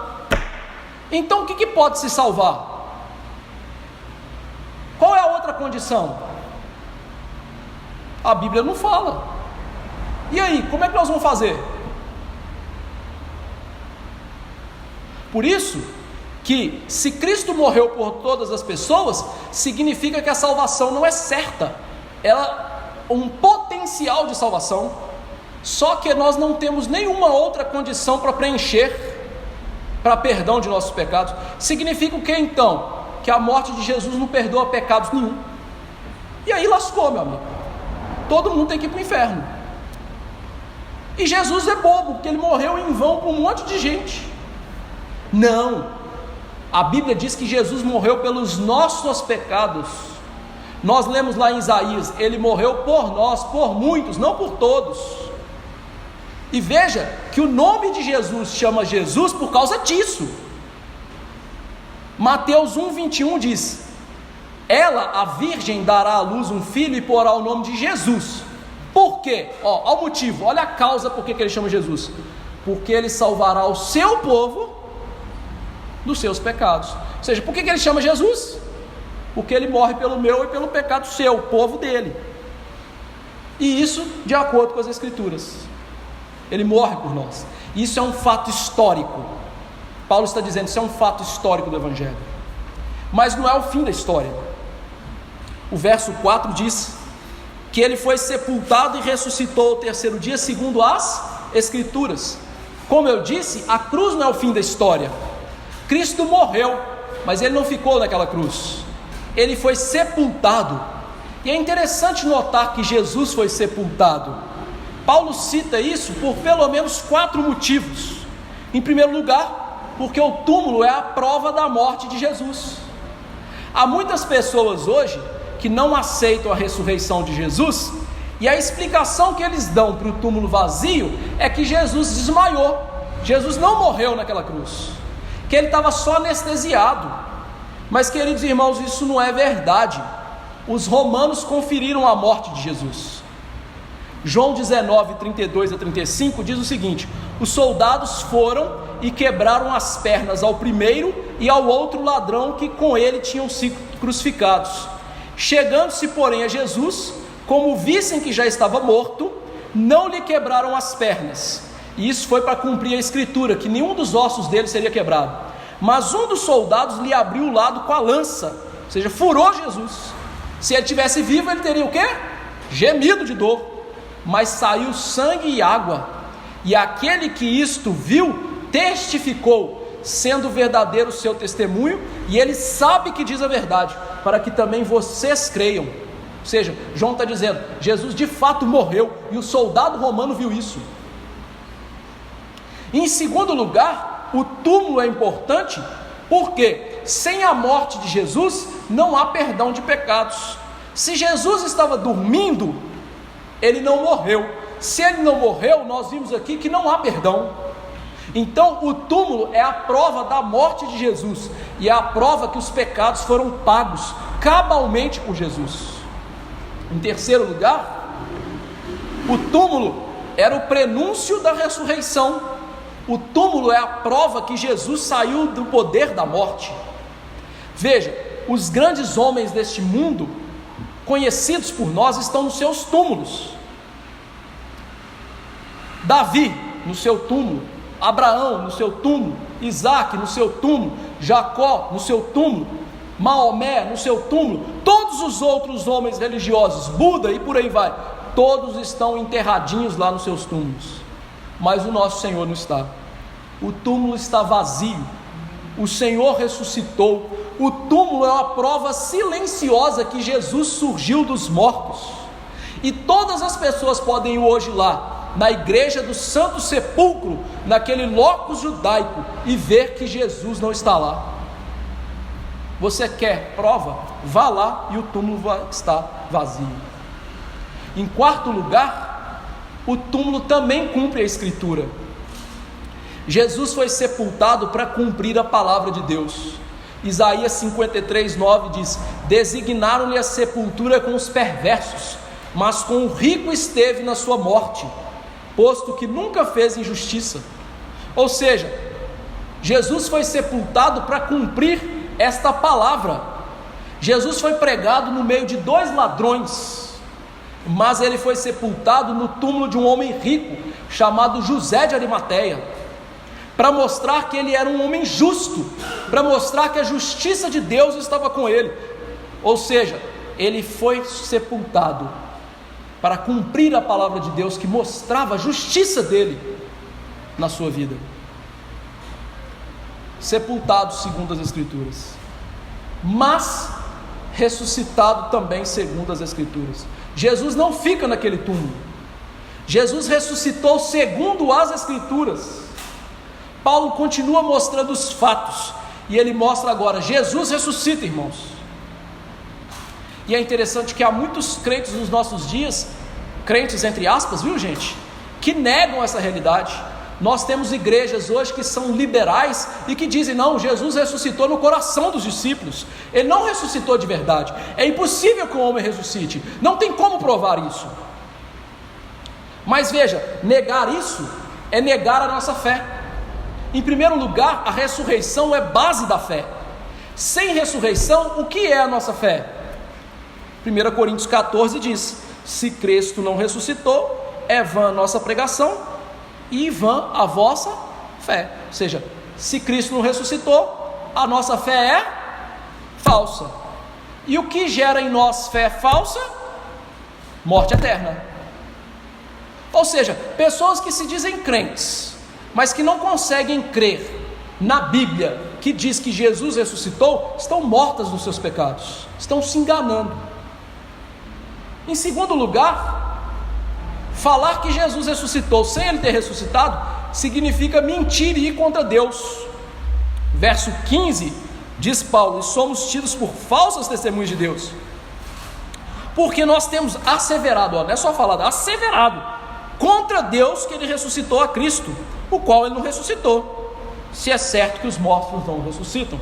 Então Paulo está dizendo o seguinte: se a gente fala que Jesus não ressuscitou, nós somos mentirosos e fazemos Deus mentiroso, porque a gente coloca ele no meio falando que ele ressuscitou Jesus. Então nós estamos mentindo contra Deus, e mais, fazendo de Deus um mentiroso. Terceiro lugar, queridos irmãos, se não há ressurreição, não há salvação. Jesus tem que morrer para a nossa salvação? Tem. Mas Jesus também tem que ressuscitar para a nossa salvação. Por quê? Romanos 4, 25, Paulo diz o seguinte, preste atenção, Romanos 4, 25, o qual foi entregue por causa das nossas transgressões, e ressuscitou por causa da nossa justificação. Ou seja, sem ressurreição não há justificação. Sem ressurreição nós todos somos ímpios, impuros, mortos, pecadores, com uma dívida eterna. Se Jesus não sai do túmulo, significa o quê? A dívida não foi paga, a dívida está ativa, logo nós estamos mortos, caminhando para a morte eterna. E é interessante aqui, irmãos, que Paulo, quando ele diz ressuscitou, Jesus ressuscitou, fui ressuscitado aqui, ele usa uma forma verbal grega impressionante. O português não nos dá a entender isso, e nem a nossa tradução consegue captar, mas Paulo usa um verbo no grego chamado verbo perfeito, que aponta uma ação que aconteceu, mas que continua reverberando, os seus efeitos continuam sendo sentidos. Ou seja, o que ele está falando é, Jesus ressuscitou e continua vivo, e essa realidade traz sobre nós efeitos verdadeiros e maravilhosos. Qual efeito ele está falando? A justificação das nossas vidas. E em quarto lugar, irmãos, se Jesus não ressuscitou, a Bíblia é mentirosa. E se a Bíblia é mentirosa, que salvação que a gente tem? Porque Paulo diz, Jesus ressuscitou segundo as Escrituras. Nós lemos hoje aqui em Atos 2, 24 a 32, que Pedro disse que Jesus ressuscitou cumprindo o Salmo 16. Ele diz, olha irmãos, vocês conhecem Davi, né? Davi morreu, só que Davi está mortinho no túmulo. E tem uma coisa, Davi era profeta. Então quando ele falou no Salmo 16 de alguém que veria sempre a face de Deus, que teria alegria perpétua em Deus, ele não estava falando dele, porque ele está mortinho. Ele estava falando de quem? De Jesus. E nós temos inúmeras passagens do Antigo Testamento para falar da ressurreição de Jesus. O próprio Cristo disse que ele ressuscitaria de acordo com o sinal de Jonas. Numa geração má, adúltera, incrédula, que pedia sinal, Jesus disse, nenhum sinal vai ser dado, a não ser o sinal de Jonas. Como Jonas esteve 3 dias e 3 noites no ventre do peixe, assim o Filho do Homem ficará 3 dias morto também. Ou seja, a ideia de Jesus é, o mesmo que aconteceu com Jonas, ele não foi ressuscitado no sentido não literal, mas ele não foi ressuscitado, eu também vou ressuscitar. Além disso, nós temos Oséias 6:2, que diz o seguinte, depois de 2 dias nos revigorará, ao terceiro nos levantará, e viveremos diante dele. Esse texto aponta para a transformação de Israel, para a mudança em Israel, mas nós sabemos que Israel é um símbolo de Cristo no Antigo Testamento. Mateus aponta Jesus como Israel de Deus. Quando ele diz que Jesus fugiu para o Egito, ele cita a profecia de Oséias, do Egito chamei meu filho, Israel, uma profecia sobre Israel. Ou seja, Oséias mostra a ressurreição de Jesus no terceiro dia. Jó diz que por fim o seu Redentor, o seu Goel, aquele que paga a sua dívida, se levantaria sobre a terra, e ele o veria com seus próprios olhos ressurretos, apontando para a realidade de quê? De que ele estava falando de Jesus, alguém que o salvaria e ressuscitaria no terceiro dia. O Evangelho então é o Evangelho da ressurreição. E quais são as provas disso? Eu vou ser mais brando aqui, de propósito. Versos 5 a 8, Paulo dá provas que esse Evangelho é verdadeiro, que Jesus morreu e ressuscitou. Verso 5 ele diz, ele ressuscitou? E ele apareceu a Cefas e depois aos 12 apóstolos. Paulo agora vai provar por testemunhas que esse evangelho que ele prega de Jesus morrer e ressuscitar é de verdade. Não é que a gente precisa de provas, mas irmãos, a nossa fé ela é fundamentada em fatos. Nossa fé não é um salto no escuro sem fatos verdadeiros. Então ele vai provar para aquelas pessoas que os fatos eram reais, com testemunhas reais que viram o que aconteceu. Então ele diz: a primeira prova que eu dou para vocês, Pedro viu Jesus ressuscitado.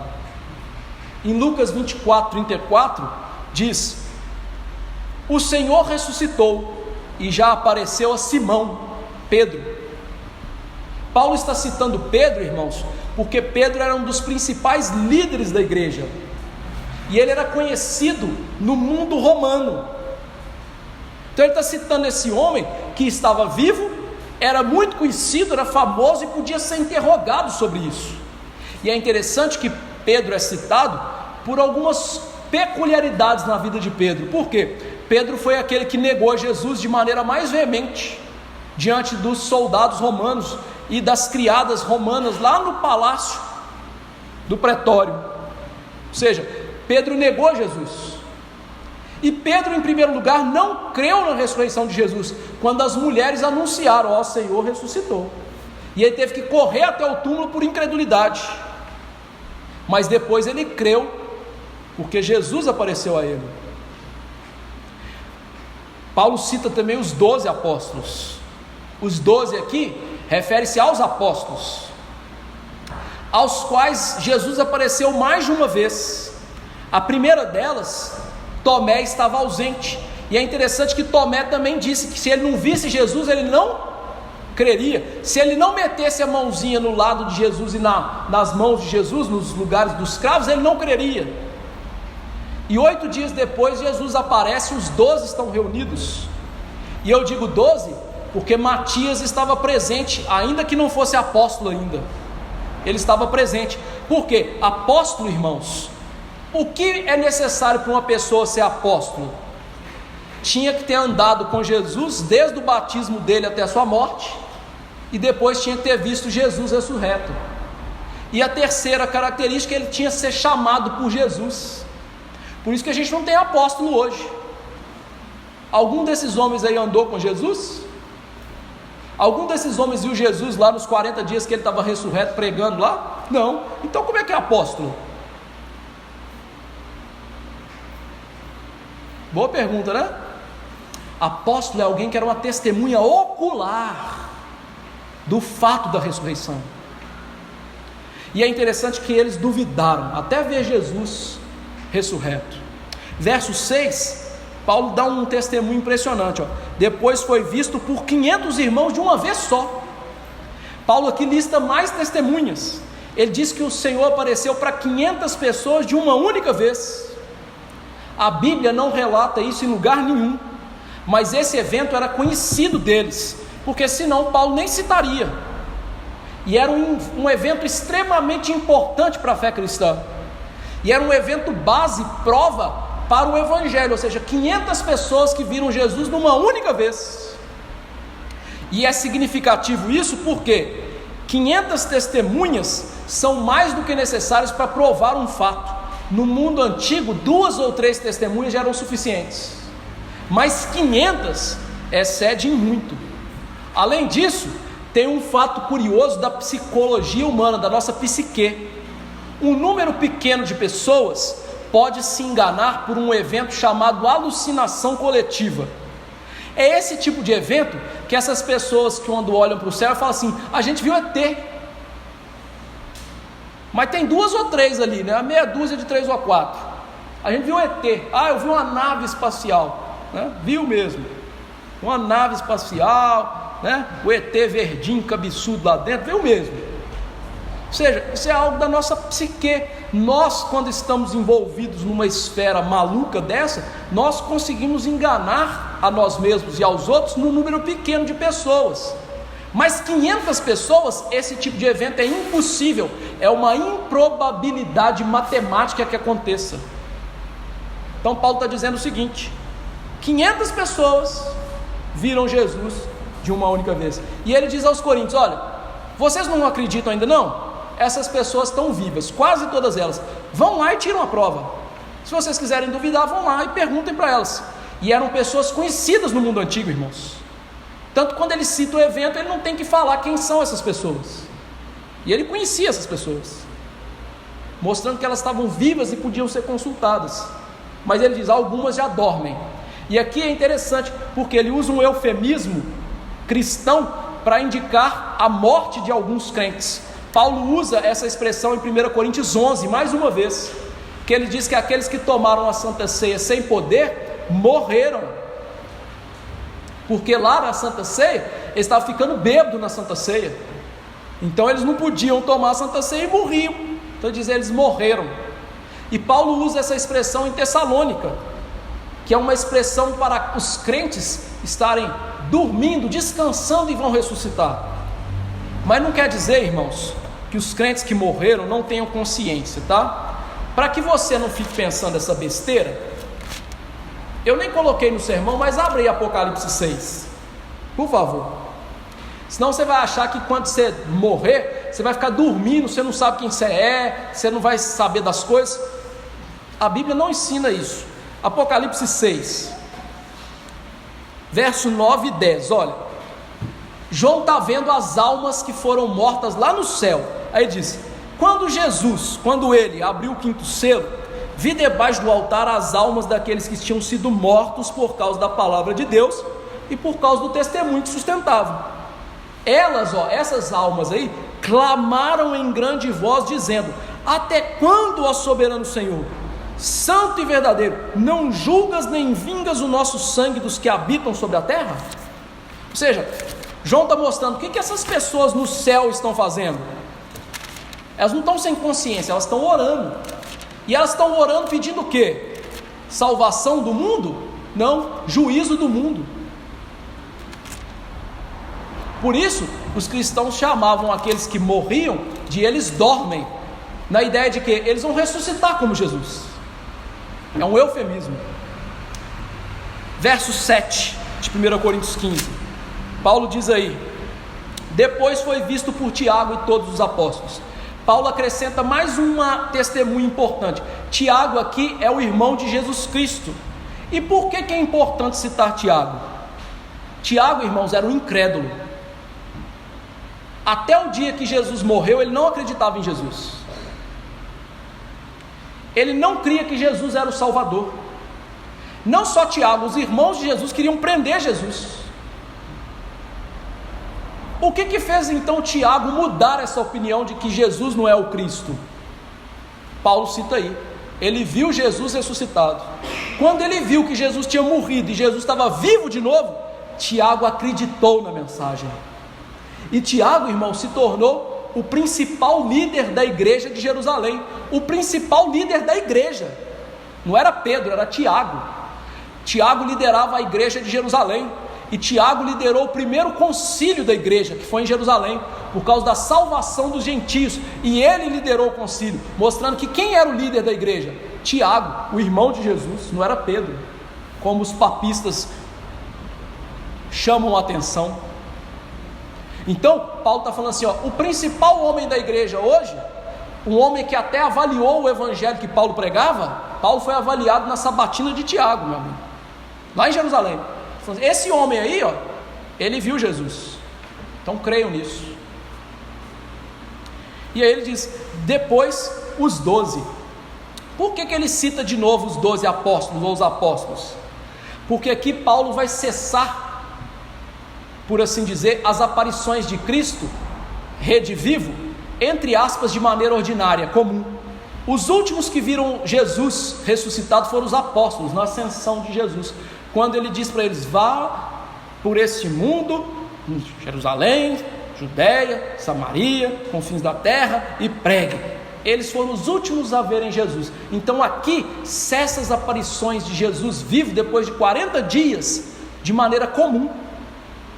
E aí, por que Paulo diz isso? O verso 8 explica, e afinal, depois de todos, foi visto também por mim, como por um aborto, nascido fora de tempo.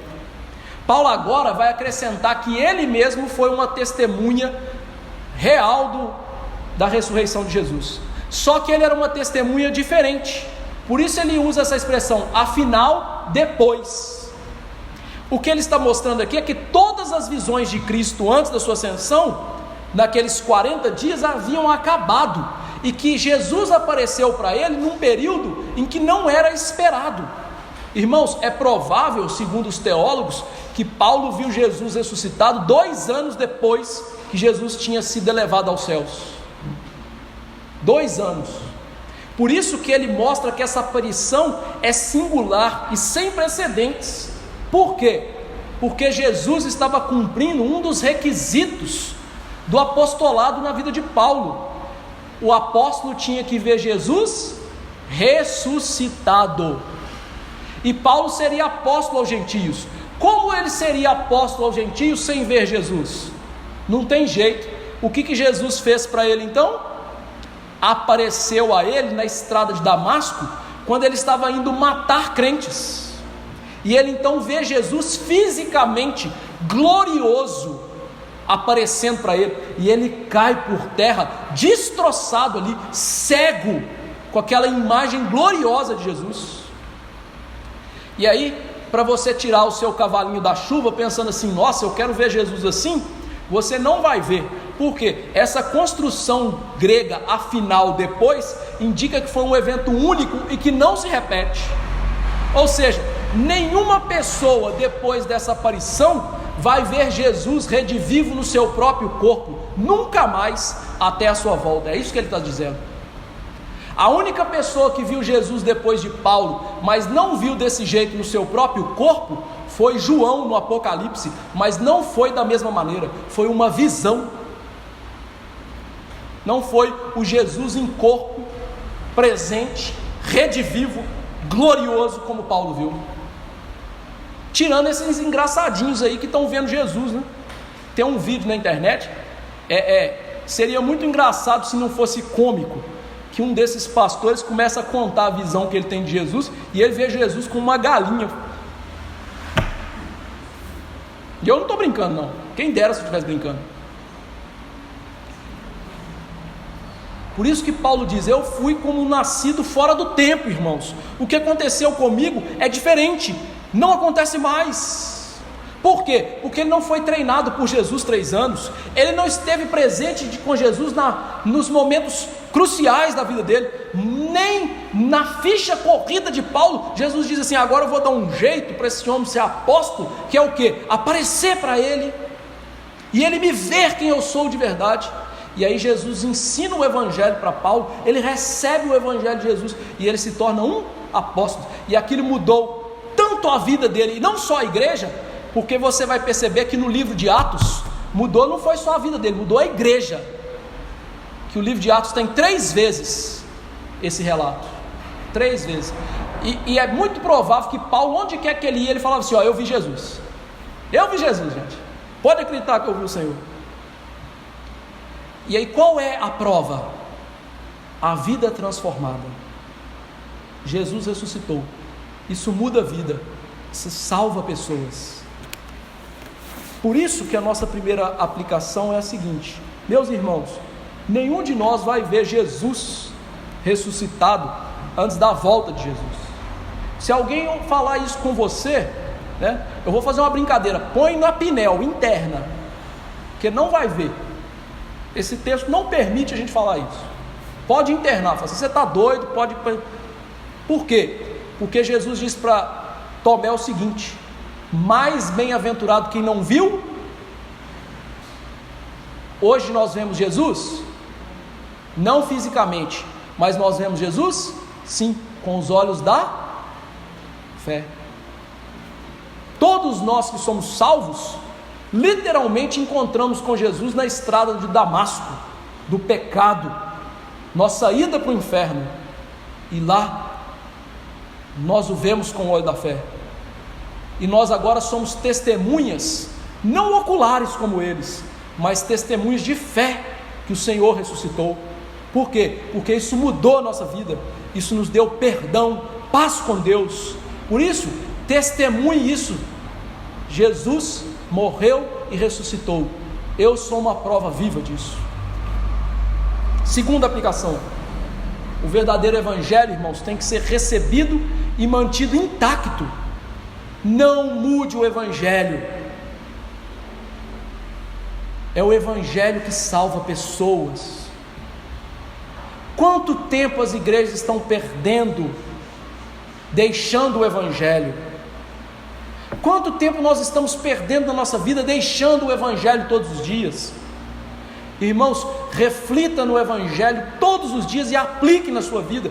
Jesus morreu pelos meus pecados, Ele ressuscitou por causa da minha justificação. É isso que deve ser interiorizado em nós, e isso muda as nossas vidas. Terceira aplicação: quando nós fizermos isso, o Evangelho vai trazer uma vida de acordo com Ele. Irmãos, quantas pessoas estão se enganando, achando que são salvas, mas estão longe da salvação. Por quê? Porque elas não receberam de fato o Evangelho, elas não perseveram no Evangelho, elas não aplicam o Evangelho nas suas vidas, elas têm uma fé completamente falsa, intelectual, temporária, uma fé de milagres, e elas jamais certificam que as suas vidas são de fato salvas ou não. Vou te perguntar hoje: quem é você? Que tipo de fé você possui? Pense nisso, não se engane mais tempo. Quarta aplicação: os escritores do Novo Testamento usam essa realidade da ressurreição para nos encorajar. A realidade de que Cristo ressuscitou com o seu corpo garante, queridos irmãos, que Deus aceitou o seu sacrifício, e isso faz com que o pecado não domine você. Dizer que Cristo ressuscitou e viver no pecado é um contrassenso, porque o Cristo ressurreto nos dá uma vida ressurreta. Todas as coisas foram colocadas debaixo do pé de Cristo, e isso assegura, queridos irmãos, que nós não somos os mais infelizes dos homens, que nós podemos ter uma esperança vívida da nossa ressurreição, vívida da vitória final sobre o pecado. Quinta aplicação: nós lemos aqui em 1 Coríntios que Jesus é as primícias do que dorme. Olha que coisa bonita. Eu não disse aqui que Jesus ressuscitou segundo as Escrituras? Paulo está mostrando que Jesus cumpre a festa das primícias. É interessante a gente ler a Bíblia e ver as festas do Antigo Testamento, mas não ver Jesus naquelas festas. Todas aquelas festas apontam para Jesus, e Paulo está ensinando isso agora. As festas das primícias apontam para Jesus. Quem que é o primeiro fruto da ressurreição? Jesus. E depois do primeiro fruto vem o quê? Os frutos tardios da colheita, que Paulo está dizendo Jesus ressuscitou como o primeiro fruto, nós vamos ressuscitar com os frutos tardios. Então, queridos, certifique-se de que você vai ressuscitar, não para o juízo eterno, porque todos os homens vão ressuscitar, mas que você vai ressuscitar para a vida eterna com Jesus. Sexta e última aplicação: nosso evangelho é verdadeiro. Aqui na Bíblia nós temos muitas provas disso, mas a Bíblia, por meio de Pedro, nos chama para fazer uma coisa, meu amigo, para dar razão da esperança que há em nós. Como eu disse, nós vivemos no tempo do absurdo da incredulidade, mas também nós vivemos no tempo da igreja do absurdo da ignorância. Tem irmãos que nunca leram um livro teológico e se vangloriam dizendo assim: eu leio só a Bíblia, e por isso a fé deles é mais fraca do que qualquer outra coisa possível que eu vou arranjar aqui. Por quê? Irmãos, você é teólogo? Você conhece o grego? Você conhece o hebraico? Você estuda a Bíblia várias horas durante o dia? Não. Então vai ler um bom livro na fé, de um homem que faz isso, que se debruça para isso, e deixa de ser preguiçoso. Deixa de ser preguiçoso. Isso é preguiça, isso é ignorância intelectual, que a Bíblia diz para dar razão da esperança que está em nós. Se um ímpio chegar para você ali fora e perguntar assim: me mostre quais são as provas da ressurreição de Jesus, o que você vai dizer para ele? Me mostre, logicamente, que este mundo tem que ser criado por Deus e não pode ter vindo uma explosão. Você vai dizer para quê? O que para ele? O que você vai saber responder para ele? Nada. E ele vai deitar e rolar em cima de você, e ainda vai te chamar de burro. Por quê?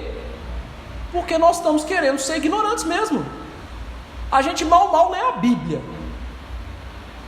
Quantos crentes na igreja nunca leram a Bíblia inteira? Quantos? Se não for a maioria, meu amigo, eu me jogo na fogueira agora, porque é a maioria. E aí não estudam essa Bíblia, e aí não sabem também estudar nada mais, e acham que tem fé forte. Não tem. Dê razão da esperança que você tem. Sua fé não é um salto no escuro, ela tem base lógica, racional, verdadeira, comprovada. O túmulo está vazio, mas você tem que aprender a estudar e ensinar isso. Então deixa de ser preguiçoso. Cristão não pode ser preguiçoso. Vai estudar. Vamos nos alimentar agora na Santa Ceia do Senhor. Éder, por favor, venha me ajudar aqui. Edmar, você também, por favor, venha me ajudar na Santa Ceia.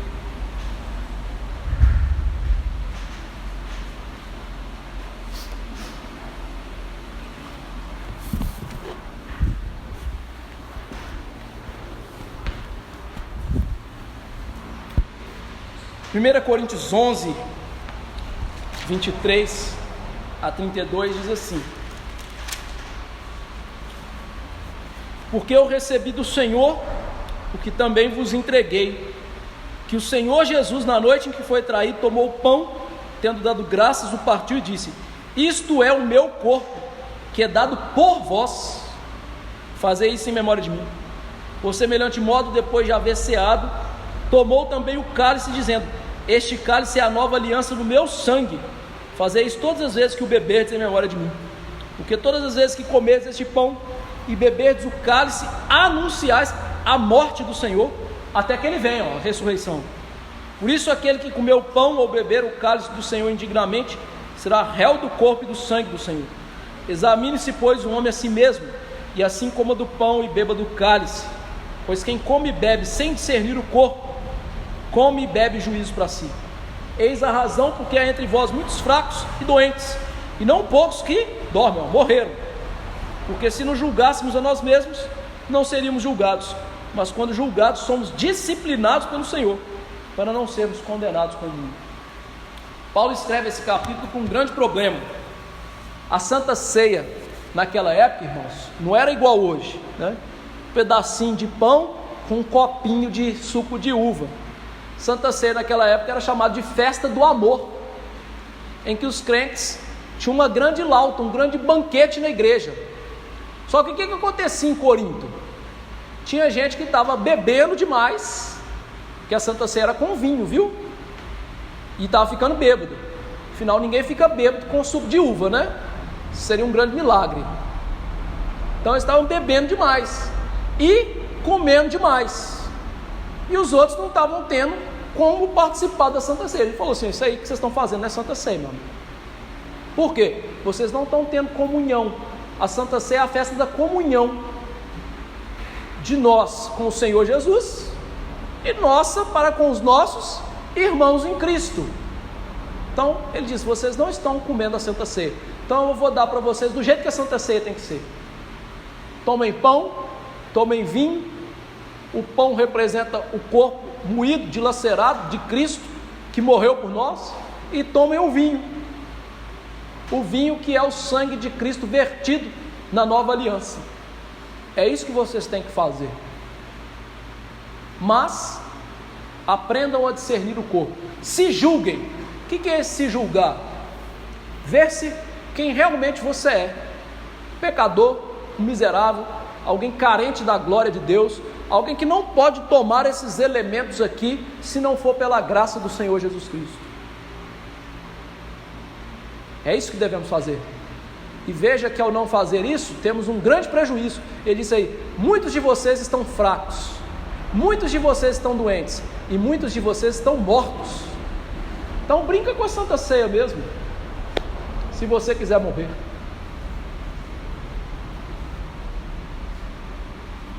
É impressionante como os crentes hoje brincam com coisa tão séria, tão séria. Ou seja, irmãos, esse é um momento seríssimo da nossa vida. Ou nós tomamos com consciência de quem nós somos, ou nós tomamos morte para nós, juízo para nós. Por quê? Porque a Santa Ceia não é só memorial. Se ela fosse apenas uma memória, nunca nós receberíamos esse juízo. Ela é espiritual. Os elementos são os mesmos, eles vão ficar do mesmo jeito, mas, como diria João Calvino, pelo Espírito Santo, nesse momento a gente invade o céu e ceia com Jesus no céu, pela fé. Isso é uma realidade espiritual. Então, você, pela fé, pelo Espírito Santo, no céu, você acha que pode se portar de qualquer jeito? Fazer as coisas de qualquer jeito? Acho que não, né? Então vamos pedir a Deus para nos perdoar e que nós tomemos vida espiritual. Senhor Deus, Pai celeste maravilhoso, estamos diante da mesa do Teu Filho, a mesa do Rei, mas todos nós somos imundos, pecadores, nossas obras, trapos de imundícia, mas tenha misericórdia de nós, venha perdoar os nossos pecados, Senhor. Nós merecemos o inferno, nós merecemos o juízo, mas eu quero te implorar que nesse momento, pela fé no Teu Filho, pela instrumentalidade do Espírito, nós tomemos saúde para as nossas vidas, vida eterna, salvação, alimento para a nossa fé, fraca, pequenininha, graças a Ti suficiente, mas tão pequena. Dai-nos graça, Senhor, dai-nos graça. Tira esses elementos agora do uso comum para o uso espiritual, nos eleve até a realidade celeste e que nós nos banqueteemos do Teu Filho amado. E, Senhor, dai-nos a santa esperança de que um dia participaremos da ceia do Cordeiro na volta gloriosa do Teu Filho. Lá sim nós o veremos com os nossos próprios olhos, nós poderemos tocá-lo, comer com Ele, mas essa realidade ainda não aconteceu. Por isso, preserva a nossa fé, preserva, Deus, o Evangelho nas nossas vidas, use a pregação, a Santa Ceia, todos os meios de graça para isso. É o que eu te imploro, em nome de Jesus. Amém. Na noite em que o nosso Senhor foi traído, Ele tomou o pão, tendo dado graças, o partiu e disse: esse é meu corpo, que é dado por vós, fazei isso em memória de mim.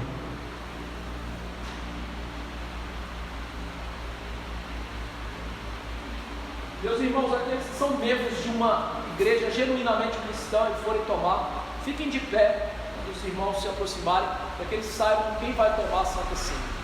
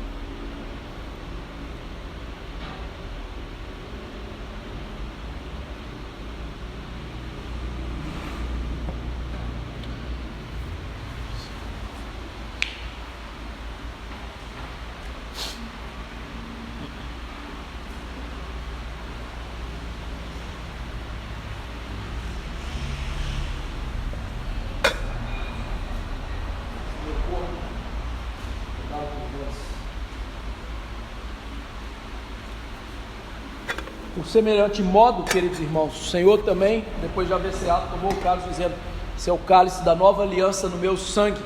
Fazei isso todas as vezes que vos reunirdes em memória de mim.